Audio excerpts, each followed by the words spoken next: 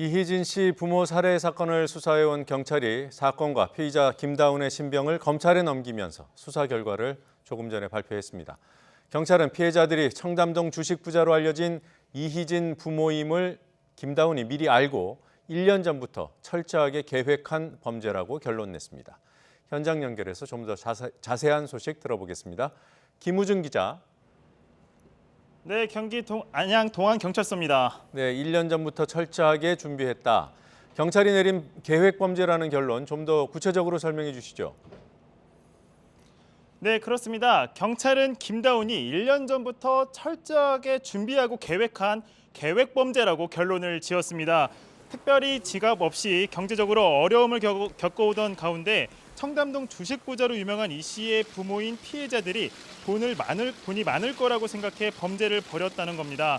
김 씨는 지난해 3월부터 피해자 자택 외부를 동영상으로 촬영하면서 범행을 준비한 것으로 드러났습니다. 그러다가 지난달 초 부인 광고를 통해 연락 온 재중국인 동포 3명을 고용한 뒤 25일 피해자 자택에서 미리 이 씨를 부모를 기다리다가 범행을 저지른 겁니다. 사건 초기에는 김다운이 이 씨 부모에게 줬던 투자금을 받지 못해서 범행을 저질렀다 이런 얘기가 있었습니다. 범행 동기는 확인이 됐습니까? 네, 처음에는 김다운이 요트 사업을 통해서 투자한 2천만 원을 그러니까 이 씨 부모에게 투자한 2천만 원을 받지 못해서 범행을 저지른 것으로 알려졌는데요.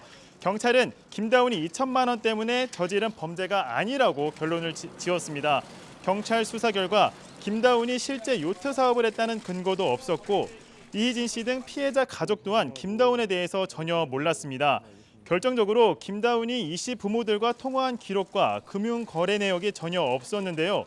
경찰은 1년 전부터 김 씨가 인터넷 검색 등을 통해 피해자의 아들이 청담동 주식 부자로 유명한 이 씨임을 알았다는 점, 그리고 과거부터 피해자 주위를 맴돌았던 것 등을 근거로 애초부터 피해자들이 부자일 거라고 생각하고 금품을 노린 계획범죄라고 결론을 내렸습니다. 그리고 큰 의문 중 하나가 김다운 씨가 슈퍼카 판매 대금 5억 원에 대해서 미리 알고 있었느냐 아니겠습니까? 범행 당시에 피해자들이 어떻게 5억 원을 가지고 있었느냐 이건데요.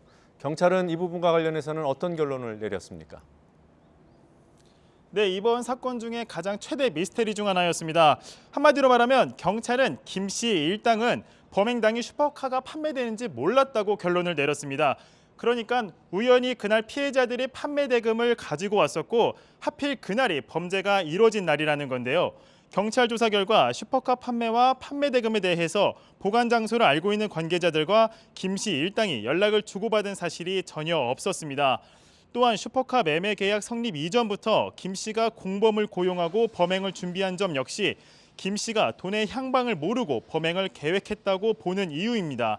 김다운 역시 처음에는 현금이 있는 줄 모르다가 현장 정리 중에 가방에서 현금을 발견했다고 진술한 것으로 알려졌습니다.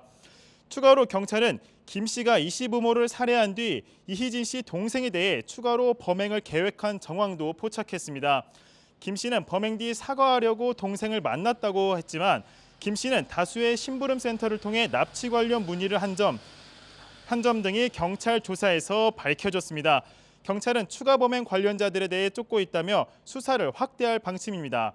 지금까지 경기 안양 동안경찰서에서 YTN 김우준입니다.